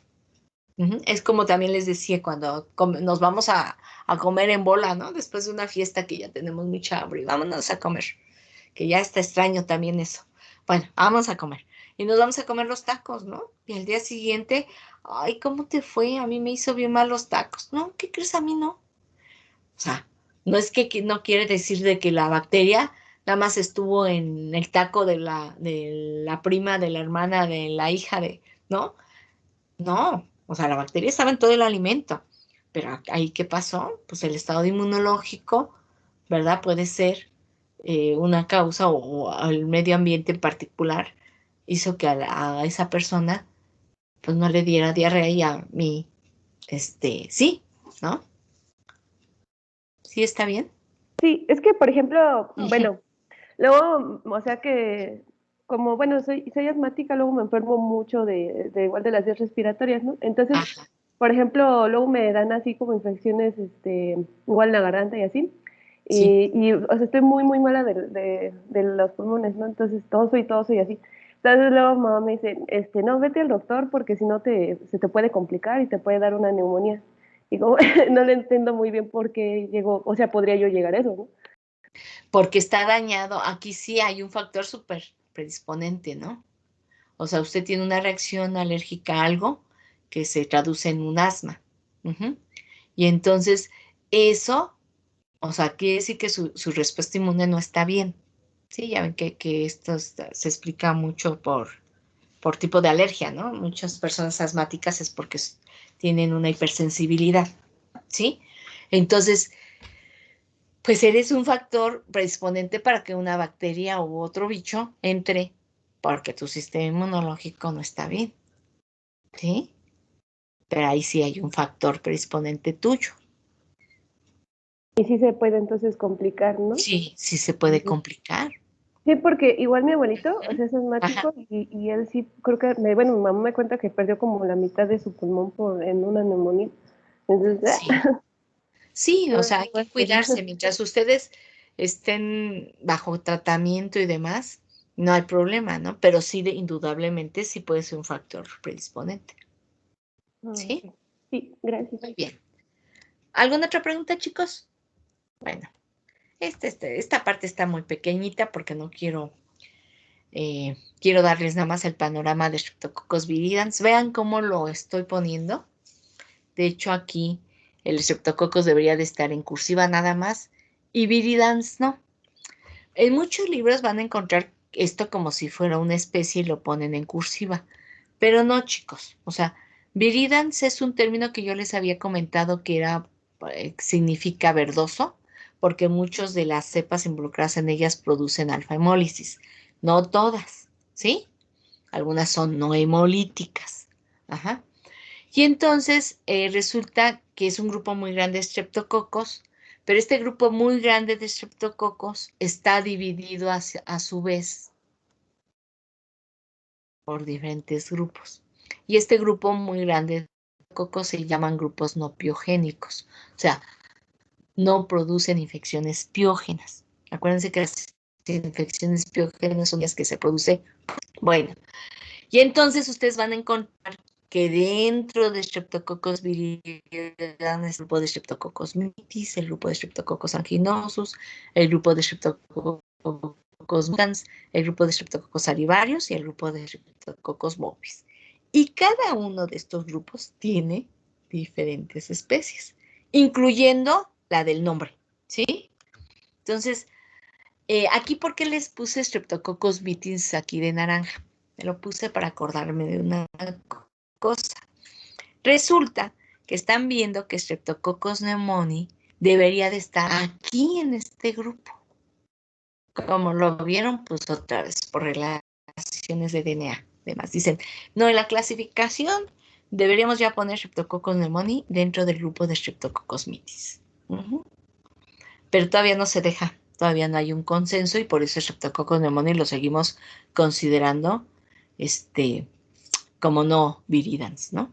Entonces, bueno, dentro de cada uno de estos grupos, vean, por ejemplo, Streptococcus mitis tiene todas estas especies. Y por eso aquí les puse Streptococcus pneumoniae, por lo que estamos platicando ahorita. ¿Sí?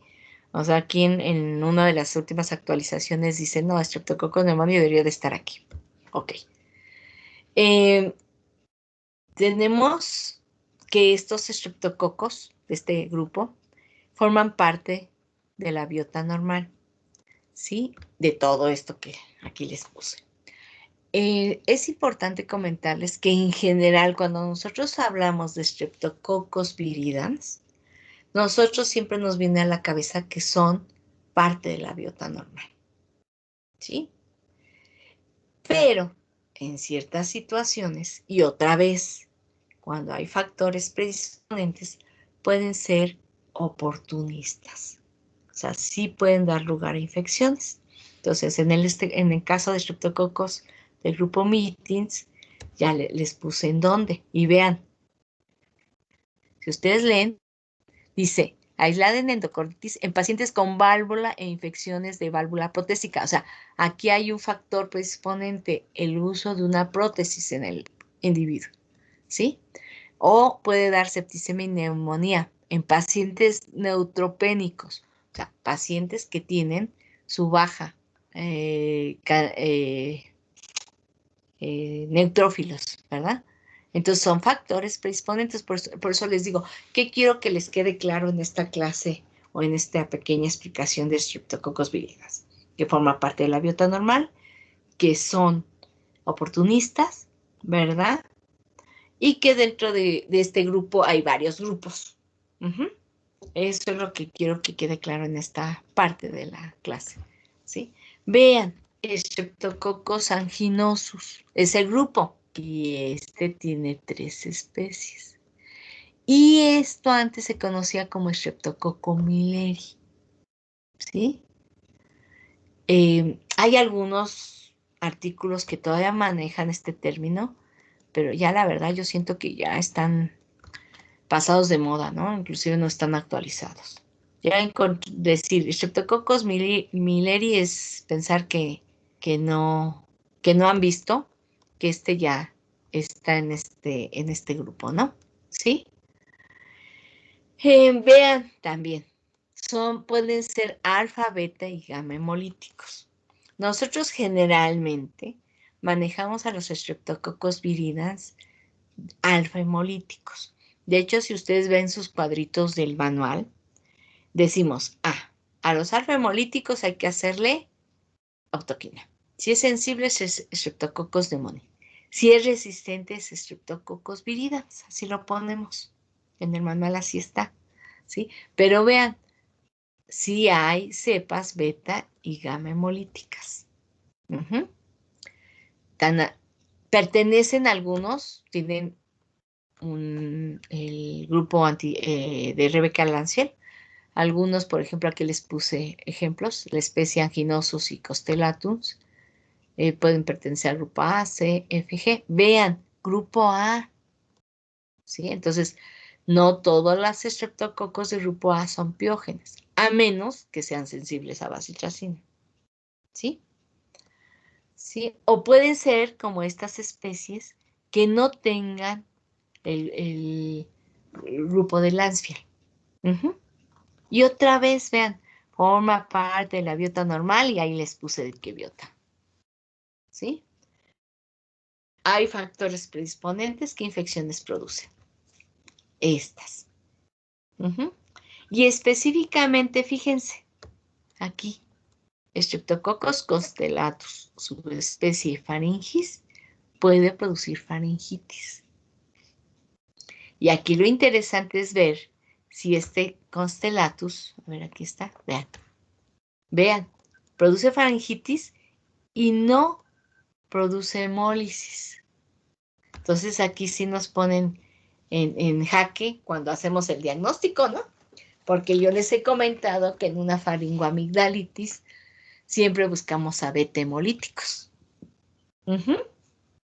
Entonces, esta situación es rara, pero bueno, tenemos que tomar en cuenta que puede existir, ¿no?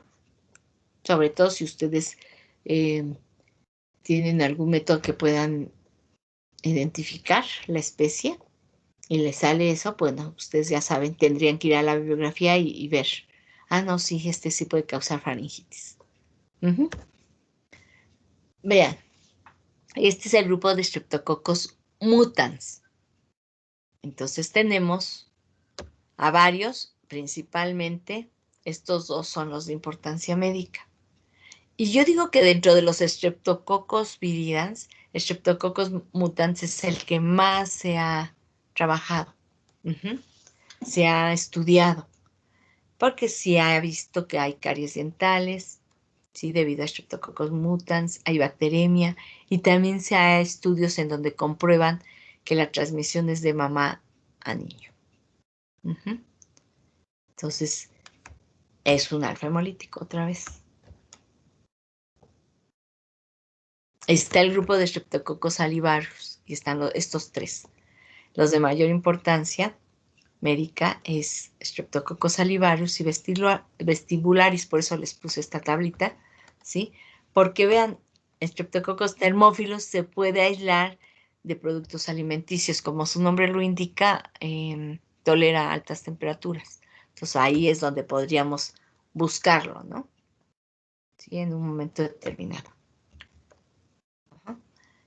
Aquí vea la importancia de Streptococcus salivarius, en especial, no del grupo, en especial de salivarius, de la especie, pues puede producir bacteremia, puede producir endocarditis, puede producir meningitis o puede producir neoplasia intestinal. Creo que esta es bovis. Streptococcus bovis es del grupo D. Acuérdense que antes, hace mucho, se conocía como Streptococcus no enterococos. Cuando los enterococos pertenecían a Streptococcus, así se conocía a este, ¿sí? Se diferencian de los enterococos porque estos no pueden crecer en cloruro de sodio al 6.5%. Y pueden ser alfa o no hemolíticos. Entonces, aquí también quiero que vean por qué en un alfa hemolítico tenemos que hacer bilis esculina y crecimiento en cloruro de sodio al 6.5%. ¿Sí? Porque así yo diferencio a los estreptococos del grupo D de enterococos. Entonces, por eso sí es importante que vean esto, ¿no? Y dentro de estos, fíjense aquí, Streptococcus bovis, no hay una especie bovis, ¿se fijan? Es el único que no tiene su especie, todos los demás sí. Todos los demás, así como tiene el nombre, así tiene una especie que se llama. Y aquí no.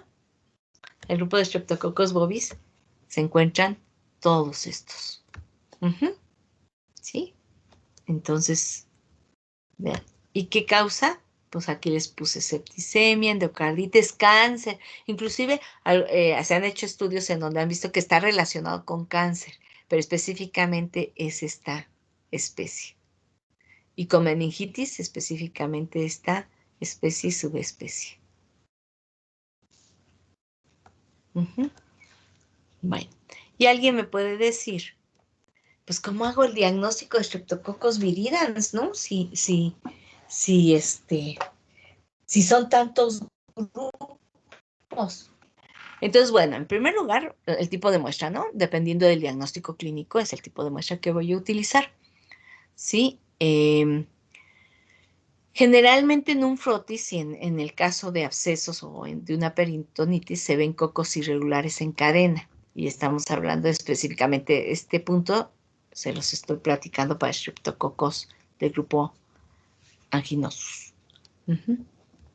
Sí, entonces se aísla, ¿verdad? Se ponen en condiciones de CO2. ¿Por qué en condiciones de CO2? Porque está favorecido su crecimiento. Y Profesor, puede haber... Sí, adelante. Yo tengo una duda. Sí. En el caso de mutans, ¿también se puede tomar la muestra de pus periodontal?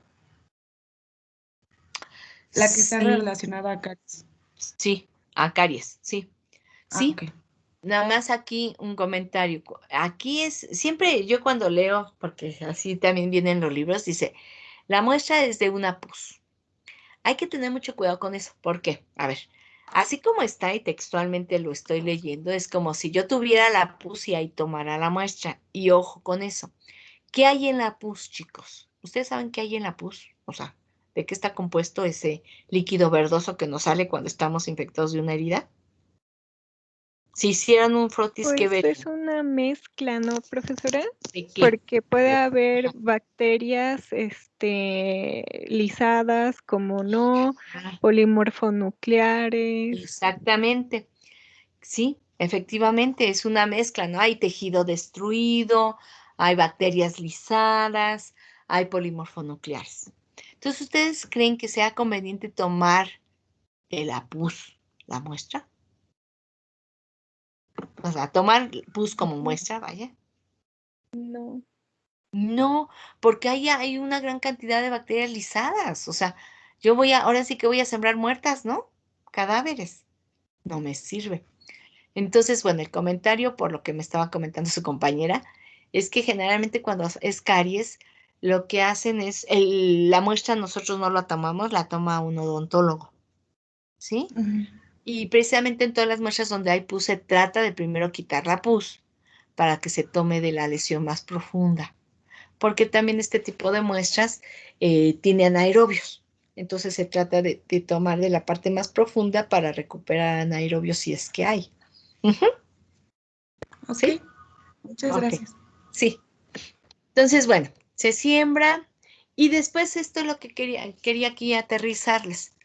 Pues, ¿cómo le hago, no? Si son tantas especies para hacer, tendría yo que tener muchas pruebas bioquímicas para poder identificar a la especie, ¿no? Y entonces lo que han hecho es este tipo de tablitas en donde nos comentan que podríamos utilizar estas, por ejemplo, aquí hay 6 pruebas bioquímicas, en donde yo podría diferenciar a los grupos, ¿sí? Y es válido poner estreptococos del grupo mitis, por ejemplo, ¿sí? Aunque yo ya no llegue más allá de la especie, yo lo puedo poner. Porque además a nivel de los sistemas miniaturizados, e inclusive del BITEC, no pueden discriminar tan fácilmente a los estreptococos viridans. El hecho de que yo sepa por lo menos qué grupo es, ya lo puedo así reportar sin ningún problema. Ahora, alguien puede decir, maestra, pero yo no tengo ni manitol, ni sorbitol, ni esculina, mucho menos arginina. O sea, que si acaso tengo urea y boguesploscar. ¿Cómo le hago? Bueno, y sí, porque además vean, ¿eh? O sea, si me quedo con estas 2 pruebas, vean que es bien difícil diferenciarlas, ¿no? Pues lo único que nosotros hacemos es, sobre todo cuando son alfa-hemolíticos, chicos, o no hemolíticos, pues alfa-hemolíticos les hacemos la prueba de optoquina. Y si me sale resistente, yo lo reporto como Streptococcus viridans, así. Y ya con eso es suficiente. Y eso lo reporto si tiene significado clínico en el paciente. Porque si yo lo obtengo de un exofaringio en donde sé que es biota normal, yo pongo en mi reporte solo desarrollo de biota normal. No pongo que es viridans. ¿Y por qué no lo pongo? Por la sencilla razón que hay médicos que no saben nada de microbiología y que si ven una especie les van a pedir un antibiograma sin necesitar el antibiograma del paciente. Entonces, para que nosotros no nos metamos ni en lío nosotros, ni en lío el paciente, uno pone solo desarrollo de biota normal, ¿sí? Pero sí hay ciertas infecciones como las que yo les describí que sí me pueden decir, no, tengo que decir que esta infección es por Streptococcus mitis. ¿Qué es lo que se llama interpretación en el laboratorio, chicos? O sea, yo no nada más tengo que aislar a la bacteria, sino yo de lo que aíslo tengo que saber si realmente esa bacteria es la responsable o no la responsable del cuadro clínico. ¿Cómo lo sé? Pues lo sé sabiendo de dónde proviene. Si es de biota normal, si es de un exofaringio, si es de un exopiógeno. O sea, todo eso me va a ayudar a decidir si el Streptococcus viridans que yo estoy identificando tiene significado en esa muestra. ¿Sí? Entonces, por eso nosotros les enseñamos cuando se van a dar cuenta cuando lleguemos a los diagnósticos. ¿Tiene biota normal? ¿No tiene biota normal? ¿Cuál es la biota normal en esta cavidad? ¿Cuál es la biota en otra cavidad?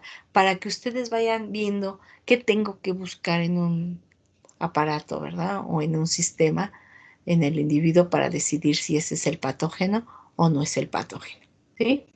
Y aquí les estoy poniendo en general que también los viridans tiene una actividad de leucino aminopeptidasa y tiene la enzima, la prueba de PIR, que es la que pirrolidonil arilaminasa, ¿sí? Entonces aquí miren, aquí les puse esto de la interpretación que estamos ahorita comentando. En el grupo de Streptococcus anginosus sí es importante cuando lo aislamos de abscesos y heridas. Cuando lo aislamos de una endocarditis, de un absceso o infecciones en pacientes que tienen en este caso una baja de neutrófilos. Ahí es cuando es importante reportarlo. Mientras solamente se pone solo desarrollo de biota normal. Sobre todo cuando son muestras que tienen biota normal, ¿eh? Ojo, porque si yo me encuentro un Streptococcus viridans en un líquido cefalorraquídeo, por ejemplo, o en un tejido, pues ese es el responsable. Son líquidos estériles que no debe de haber bacterias. ¿Sí estamos? ¿Alguna pregunta? ¿No? ¿Ninguna? No, Profesora. profesor. Bueno, yo sí tengo Sí. una. Sí. Cuando, por ejemplo, recibimos una muestra de líquido cefalorraquídeo Ajá. y queremos, pues, Me voy a salir, perdón, me voy a salir ajá, ahorita ya para verlos. y se quiere, pues, analizar, no sé, para buscar, para ver qué hay, ¿no? Por así decirlo. Ujú. ¿Qué se procede primero? ¿Qué se procede a hacer primero cuando llega un líquido cefalorraquídeo al laboratorio? Por Ok. ejemplo, que se sospeche de meningitis o algo así por el Ok. estilo, ¿qué se hace primero? Bueno, en el líquido cefalorraquídeo lo que se hace es centrifugarlo, ¿sí? Porque a partir del paquetito nosotros sembramos y observamos, hacemos una observación en directa, ¿sí? O sea, hacemos un gram. Eso es lo primero que tenemos que hacer, el gram, porque inmediatamente el resultado del gram se lo damos al médico. ¿Por qué? Porque en función del gram, él decide dar tratamiento. Uh-huh. La meningitis es una infección que ustedes saben que es pues son de las que sí requiere un diagnóstico pronto, porque peligra la vida del paciente o peligra que haya secuencias. Entonces, entre más tarde el médico en dar tratamiento, pues el pronóstico de la enfermedad es peor. Entonces, lo que se hace primero es, bueno, se registra, ¿verdad? Siempre se etiqueta todo lo que se tiene que etiquetar, se centrifuga y del centrifugado se hace un frotis. Y el reporte luego lo se da al médico. Y ya de ahí calmadamente usted puede sembrar, ¿sí? Y ya al día siguiente comenzar a hacer su identificación de acuerdo a lo que usted observó en el GRAM. Debe de haber una concordancia de lo que yo observé en el GRAM con respecto a lo que crece en el medio de cultivo, ¿no? Y entonces pues ya comienza a hacer su identificación. ¿Sí, Jesús? Sí, profesora. Uh-huh. ¿Alguna otra pregunta, chicos?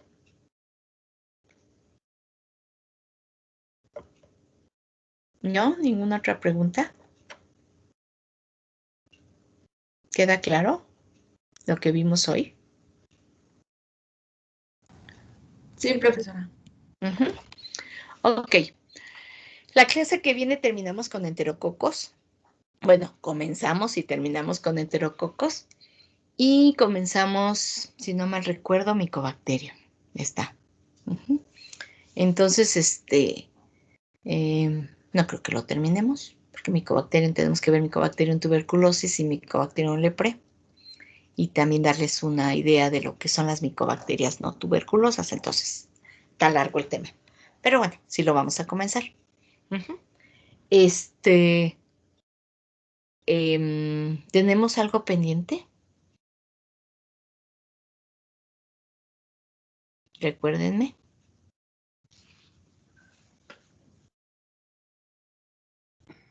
Yo que me acuerde, no. No.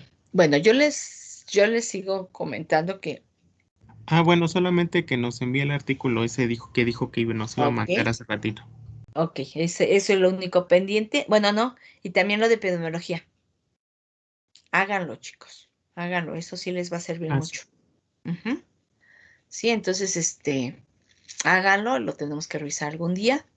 No sé si el mismo viernes lo podamos revisar, dependiendo de cómo avancemos, pero si no nos damos un huequito en antes del examen, eso sí. Eso, la revisión tiene que ser antes del examen.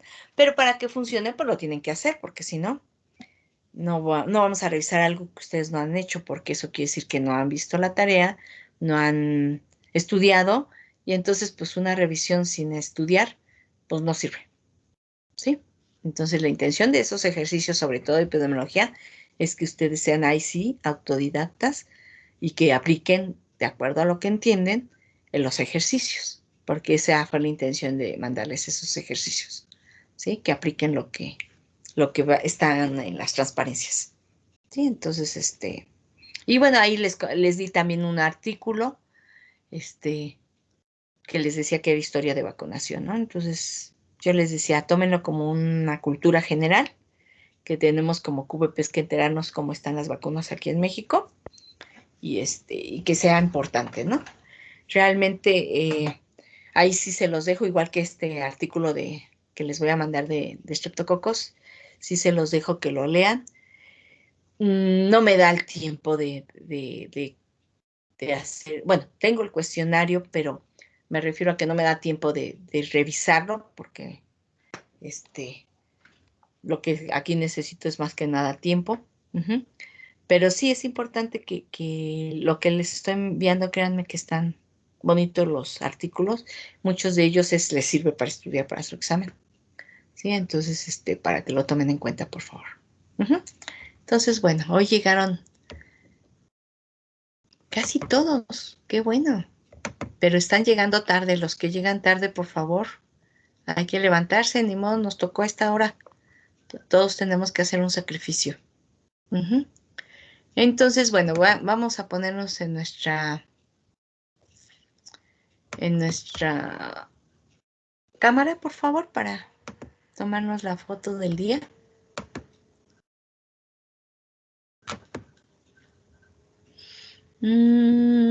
Espérenme. Aquí estamos ya. Entonces, nada más quiero ver si ustedes... Todavía faltan varios que...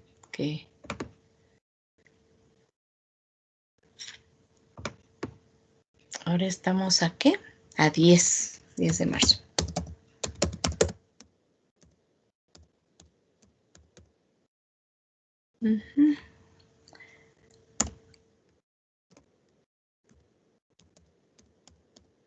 Déjenme ver si ya estamos todos.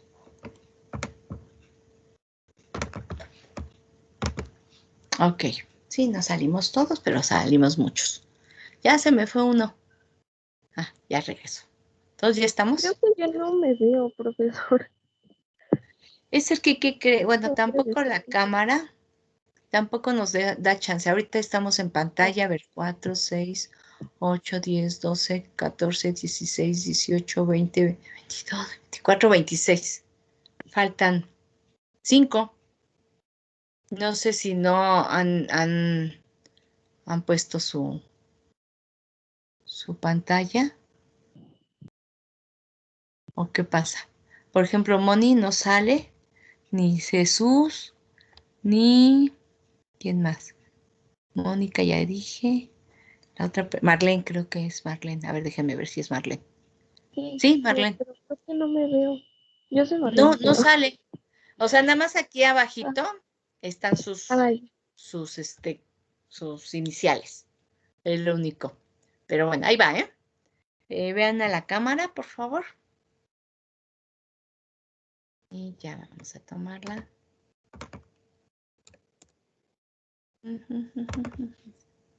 Ok. Entonces, ¿alguna pregunta, duda que tengan, chicos? Ya voy a detener la grabación.